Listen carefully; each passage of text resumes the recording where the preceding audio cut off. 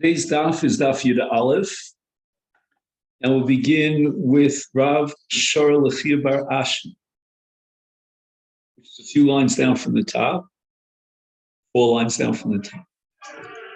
So Rav was Mekil for Chia Bar Ashi, Lemigdal Ore Bechula de Moed. So Chula de Moed is Chol Moed, and Migdal is a trap. And what we're doing is we're setting up traps on Chol Moed in order to trap fish. Now, with regard to Chol Moed, the Isa Malacha would entail anything that's not L'tzorach HaMoed. If it's L'tzorach HaMoed, for example, if he's going to eat this fish that he's capturing during Chol Moed on the Moed, meaning anytime during Yontif, then Rav says you're allowed to do this. But there is one condition. Whenever we allow malacha that would be asur on Yontif itself, we're going to allow it on Chol Moed because it's Sarchei HaMoed. We have to add a condition that it's got to be a Masechet and not a Masechet Uman. And apparently, when he's making these fish traps, it means he's not doing what we call professional work that would require a craftsman. And that's what the Gemara explains now. My time of Masechet. This doesn't require the expertise of a professional. Aval Islay, but there are different types of traps that they use for birds, also, my time of Maisa Uman. So whereas these traps for fish are classified as Maisa Hejo, it's like an amateur kind of work. In the case of traps for birds, it requires much more complicated procedure. And it's the work of a professional.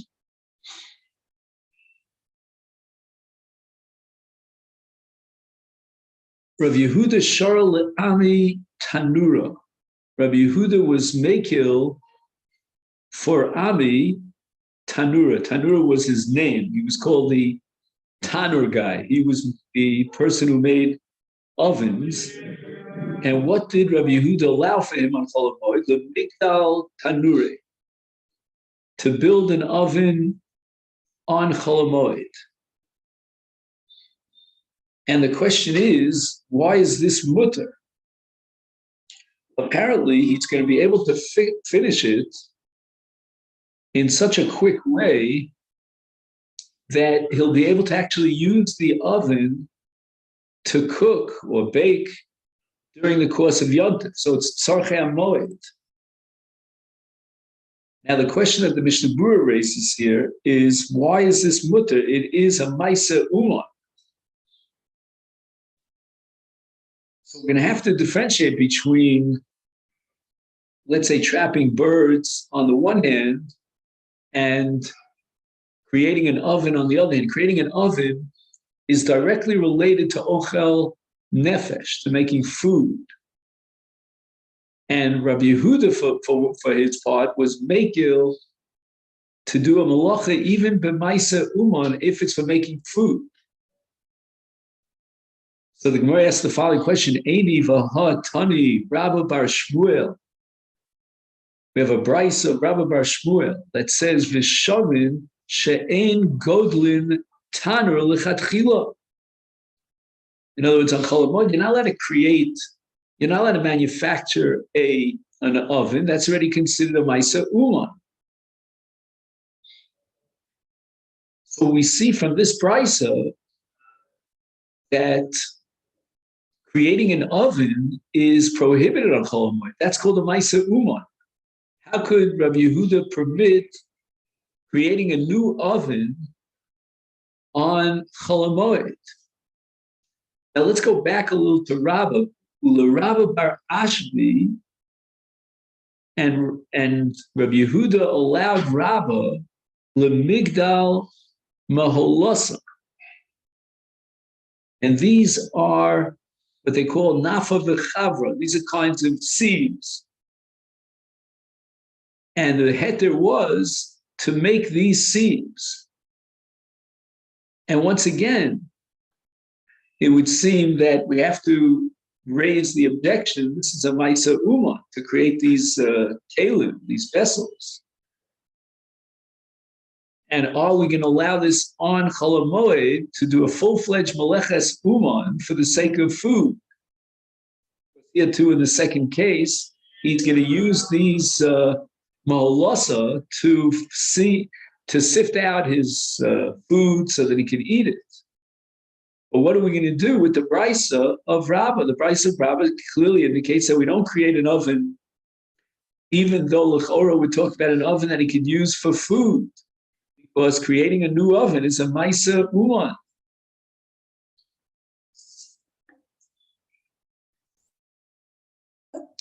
So the Gemara reconciles this by saying, "Lo kasha kan be motza chama, kan be motza shaman."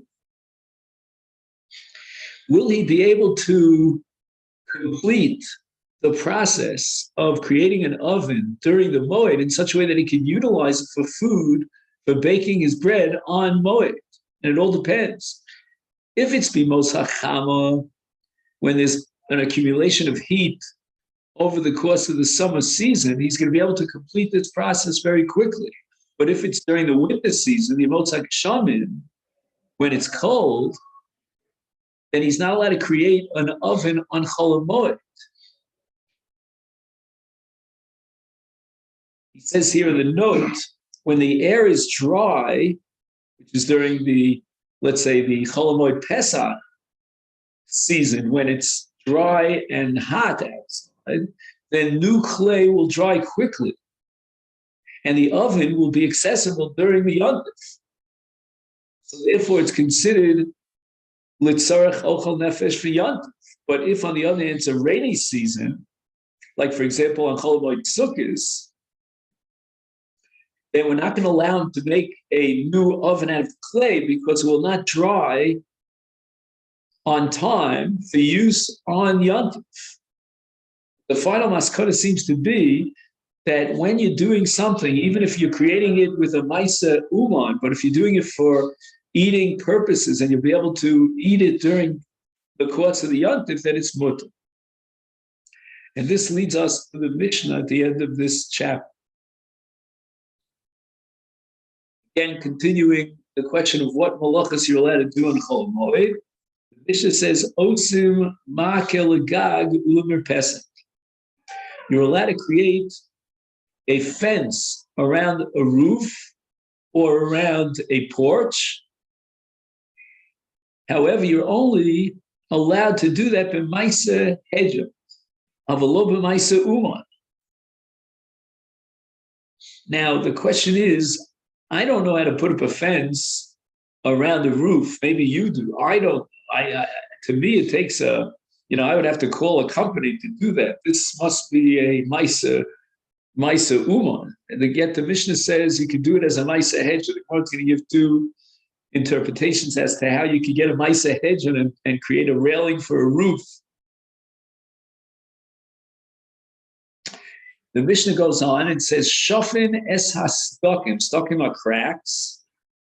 And shofin means to take whatever material you need and smear it over the cracks. Like, for example, sid, plaster. And this does not require a Maisa Uman. Anybody can put plaster cracks and fill up the cracks. Now, where are these cracks? So Rashi offers two possibilities. Either it's in the floor of the oven, or it's in the roof itself. There are cracks in the roof. Then the Mishnah goes on to tell us, Umagilin osan b'magila. Now, they used to have a magela. There's a Mishnah in Masechet Makos about a magela. It's like this gigantic roller that they used to use to flatten a roof. So if we assume that when he was smearing plaster on the cracks, it was on the roof of his house, then the next part of the Mishnah fits in very well.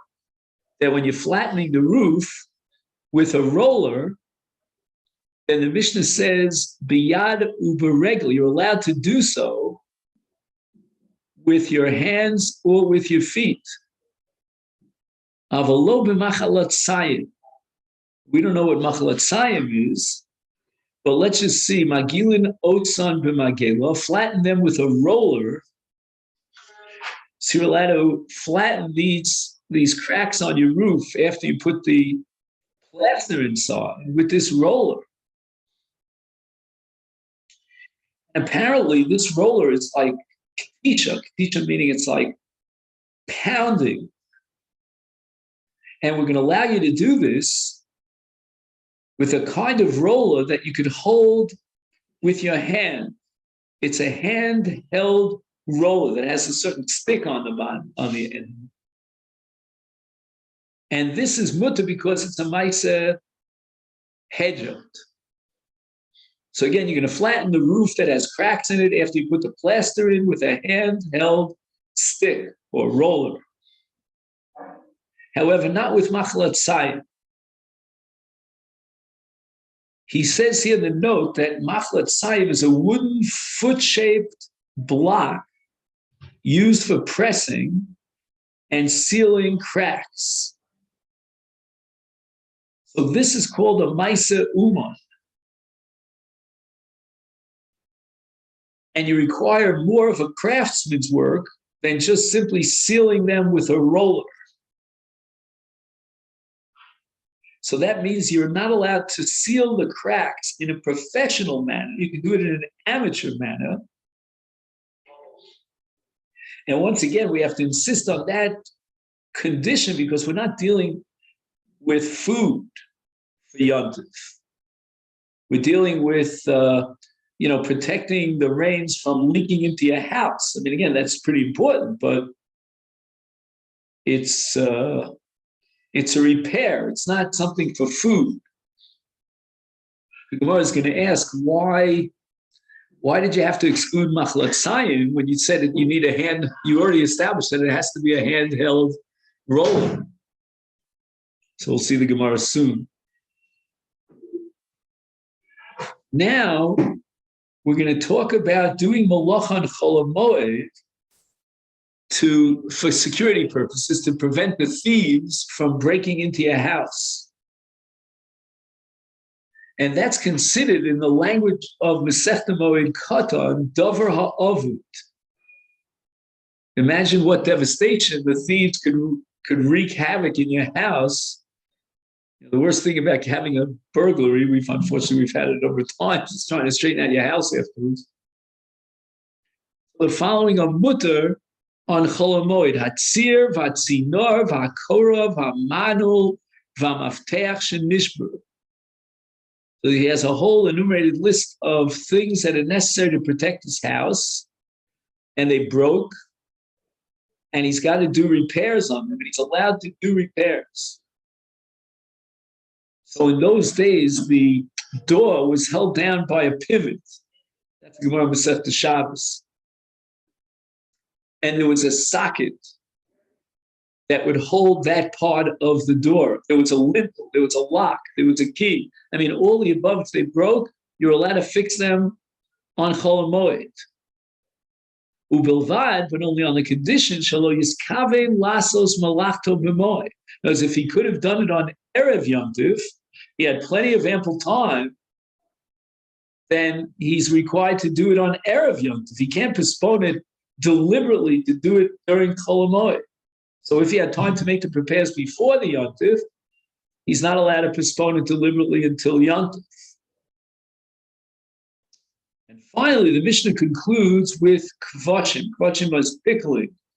Kol ha-kvashim shu yochel lechel mehem v'moed kovshem. Again, we're talking about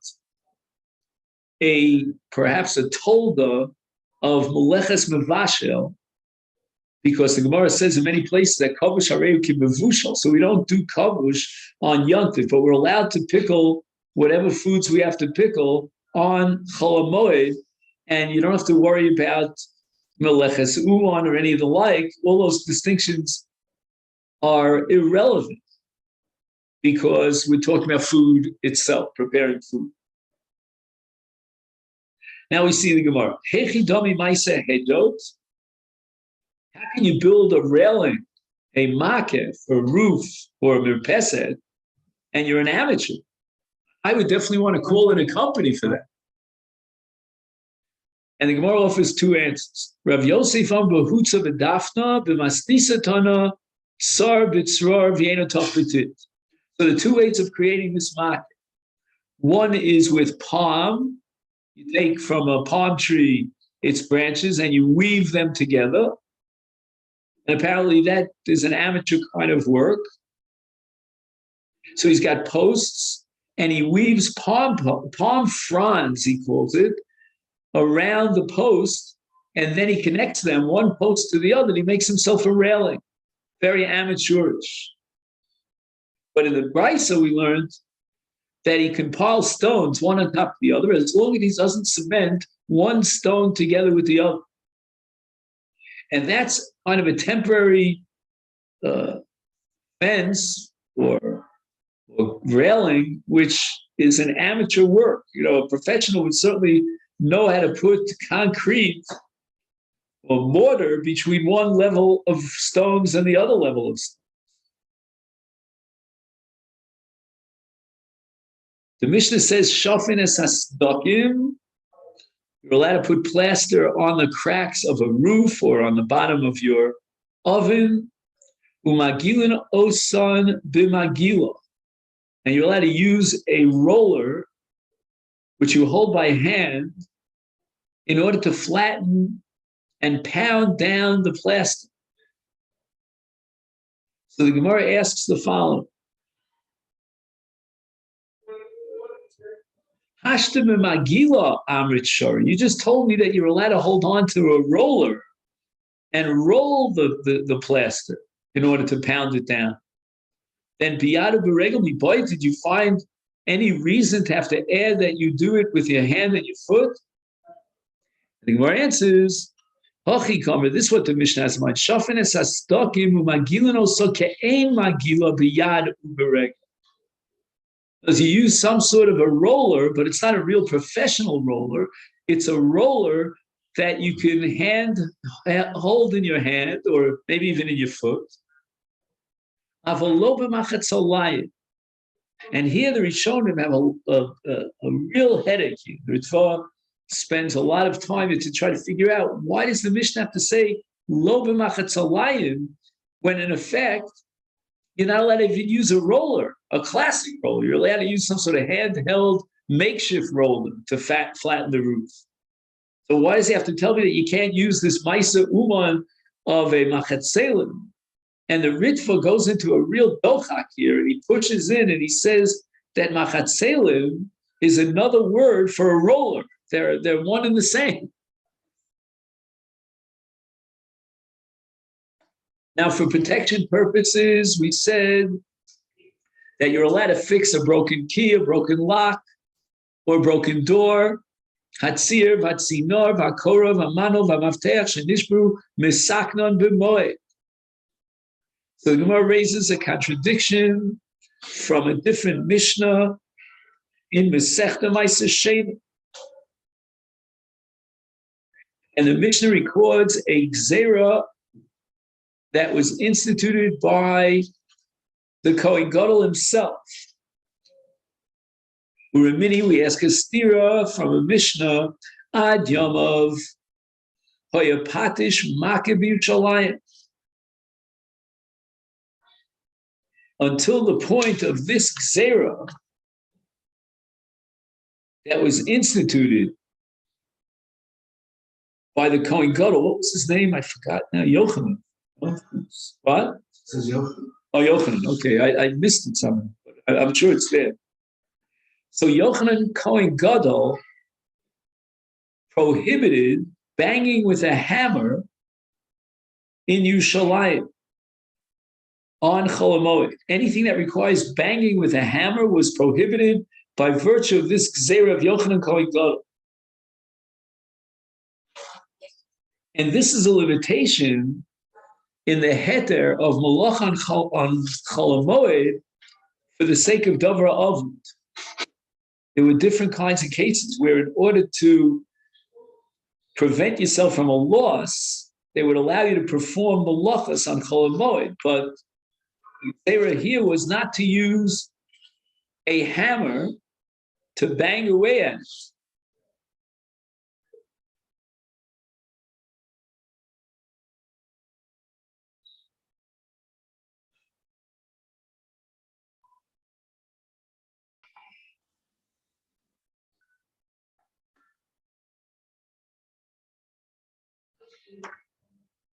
So Ad Yom of In, until the days of Yochanan Kohen Gadol, when he prohibited using these hammers on Chol Moed because of the loud noise that they produce, which would interfere with the Yontif mood, it was mutter. But mikan v'elech lo. So how can our Mishnah allow you to repair things like this manu, or what else did we have on the list here? We had cracks in the roof, and we had a tzir and a tzina, and all these different fixings that require using utensils. How are you going to reconcile that with the Mishnah in Masechet that tells us about Yochanan Kohen Gadol? Lokash, the Gemara says, kan b'dinafche, v'kan b'dinagare. There are different types of hammers and different types of tools. Some make a loud noise. That's called nafche. Nafche means the hammer of the blacksmiths. And that's what Yochanan Kohen Gadol prohibited. But in our Mishnah, we're dealing with tools of carpenters. Blacksmith bangs on an anvil, makes a loud clanging noise, can be heard from far away, and that was decreed forbidden by Yochanan Kohen Gadol because it undermines the Kedusha Sayom of Chol Moed. But our Mishnah is talking about repair of wooden items like wooden locks and lentils and the like, and they don't require using those kinds of hammers, banging on an anvil that makes such a clanging, loud noise. The repair work that's permitted in our Mishnah was not included in the Isur of Yochanan Kohen Gadol because these are tools of carpenters that don't make a lot of noise. Maskif lo Rav Chizda. Rav Chizda doesn't like this.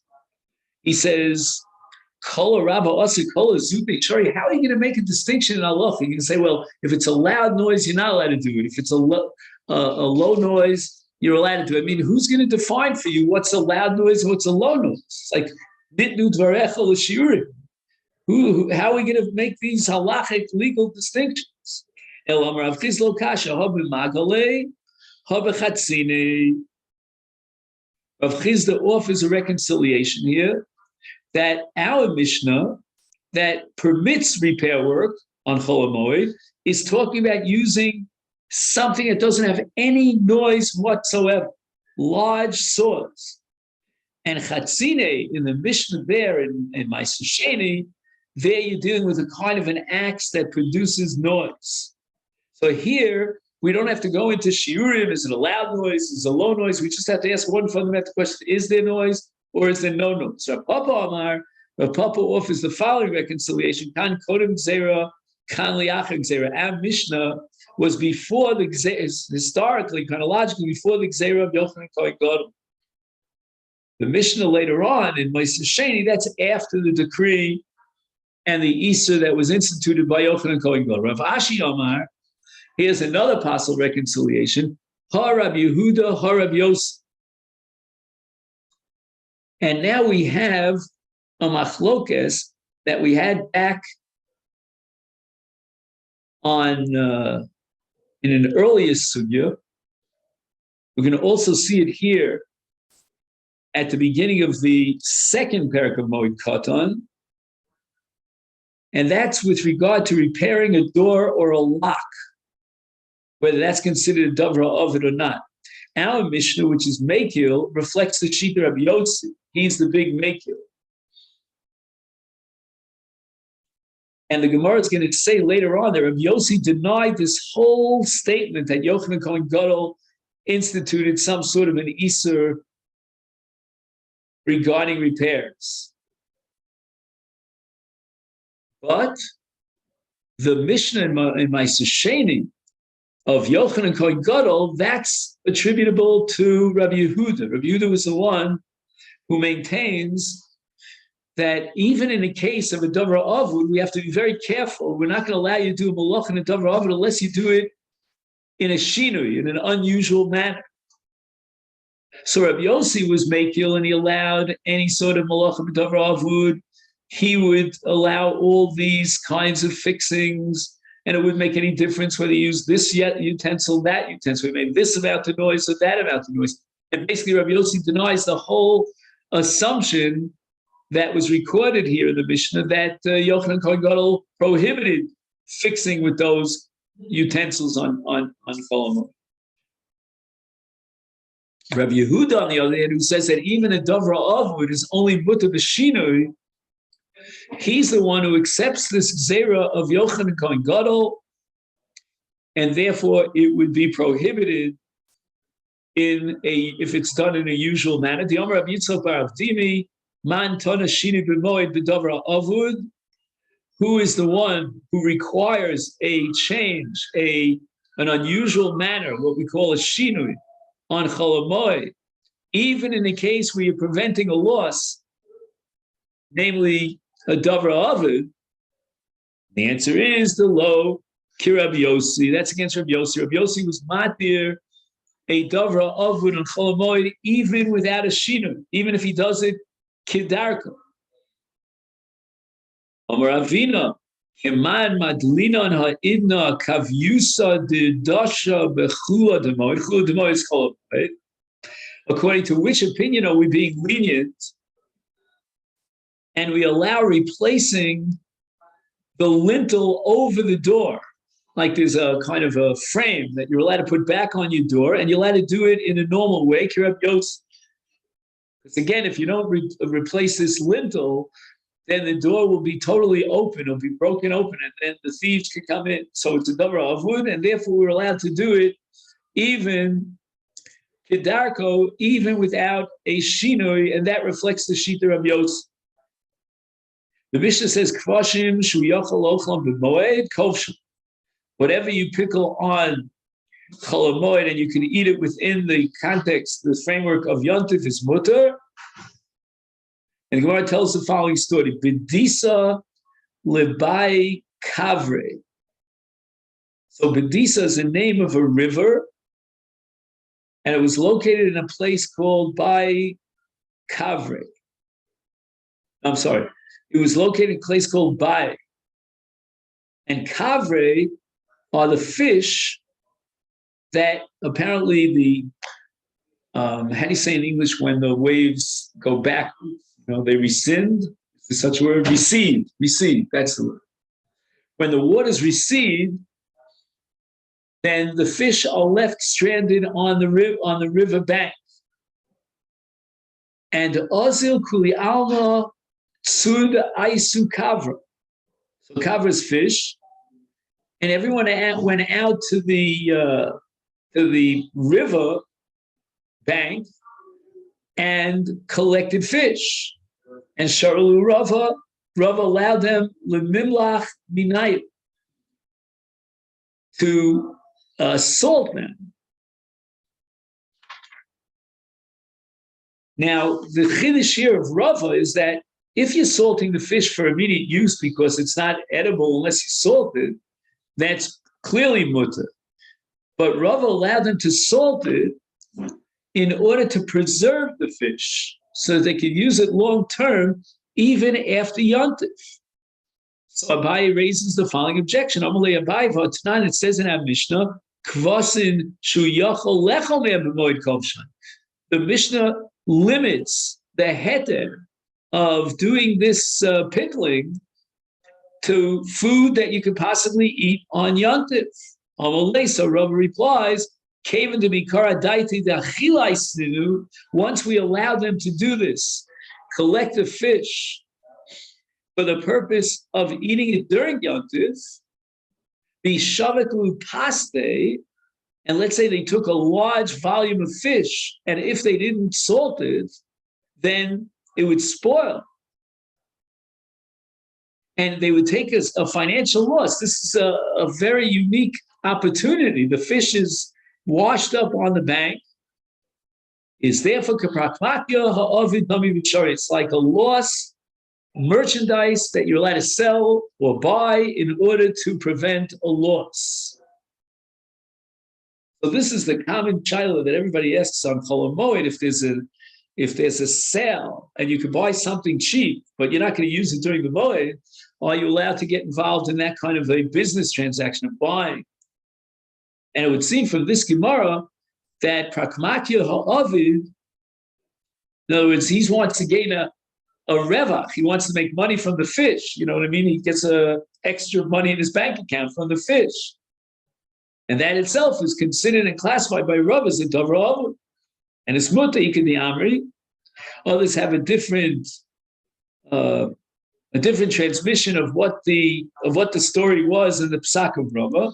Sharilu Rava meitzad, to go out letzud, to catch mezel aisuye milach, to catch fish, bring them home and salt them. Only Abai again, you're only allowed to pickle that which you need for the yontif. And Rava replies to Abai, Hani Nami Misakli Agav Itzitzah. What's going on here with Itzah? This has to do with pressing. He says the fish is squeezed, which forces the salt out, and squeezing the fish is equivalent of drying it out, and dried salted fish are edible. So once again, Rav is saying that he doesn't know how much fish he's going to eat, and once you allow him to start pressing the fish and squeezing out the salt from the fish, it's like drying it out, it becomes edible. Yihad Shmuel Avdule Shitin Itzitze V'yacha. Okay, now the word Shitin, which means 60, is always an exaggeration. Whenever you see the word 60, it's just to give you an idea. Shouldn't be taken literally. So they made 60 pressings of freshly salted fish, and he ate it, which is probably humanly impossible. Rava Ikal Beireish Galusa Avdile Shitin Itzitze V'yacha. Same story. Rava came to the home of the Reish Galusa, and they made 60 pressings of freshly salted fish, and he ate them. Rav Ikal Beirav Shapir. Rav was a guest in the home of Shapir. They changed his name to Shapiro lately. But I see Lekamayu Ahu Kavra. They brought fish in front of him. They served him fish. And this was a very unique kind of preparation of the fish. You really needed a chef for this. Tilsa bishula, tilsa milcha, tilsa tavia. So 1/3 of the fish was boiled, 1/3 of the fish was salted, and 1/3 of the fish was broiled on a fire. And they allowed the 1/3 of the fish to be salted because later on, when they pressed it and they squeezed out the salt, it became edible. Omar Rav, Omerli Ada Tsaida, a fisherman by the name of Ada told me, Havra fish, Samach lemische, when it's about to putrefy, Miley, that's the best time to eat it. He writes here, it's better to eat fish just before it spoils than to eat it as soon as it is caught. The Omar Rav, Omali Ada Tsaida. What else did I learn from this fisherman Ada? Kavra Tavia Bachur. The best way to eat fish is first to broil it. And now the fish is in the water, and the water is salted. So the salt of the water is called brother. Achua, ach, milochan ach. So broil it with salt. And then asuke bavur. The father for both salt and fish is the water itself. So you should place it in water. Cold water immediately after broiling. The fish is dipped in cold water to cool the fish and sweeten it. So you have a whole recipe here about how to eat fish, how to prepare and eat fish. Michle bebre, and eat it with its son. Son is something that comes as a product. So we're talking about the broth from the fish that oozes from the fish while it's broiling. So eat it with the broth, and ishte ale avur, and drink it afterwards with drink afterwards its father, meaning water. You should have water to drink because I guess it's so salty that you need to sweeten it with water. Omar Ra, Omali Ada Tsaidi. Again, I learned from this Ada the fisherman. Avra fish. Tachle v'chalav. Litom gufa. Velo litom puria.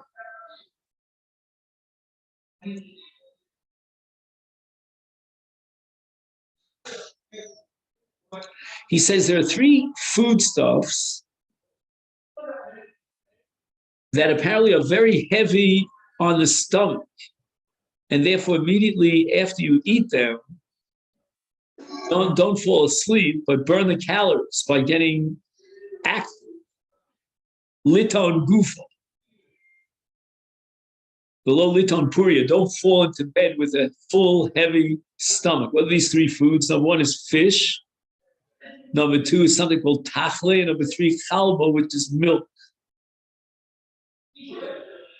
So I don't know what this English word for tachle means. Cress. Anybody know what cress is? Can you look that up in a Google? It's a little leaf.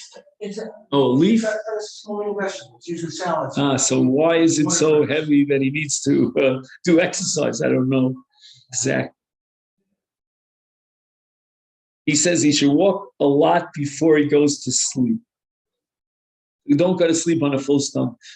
The Omar Rav, Amali Ada Tzai. Again, I learned from this Ada, the fisherman, kavra fish, tachle v'chalva, and again, cress and milk, maya velo shichra.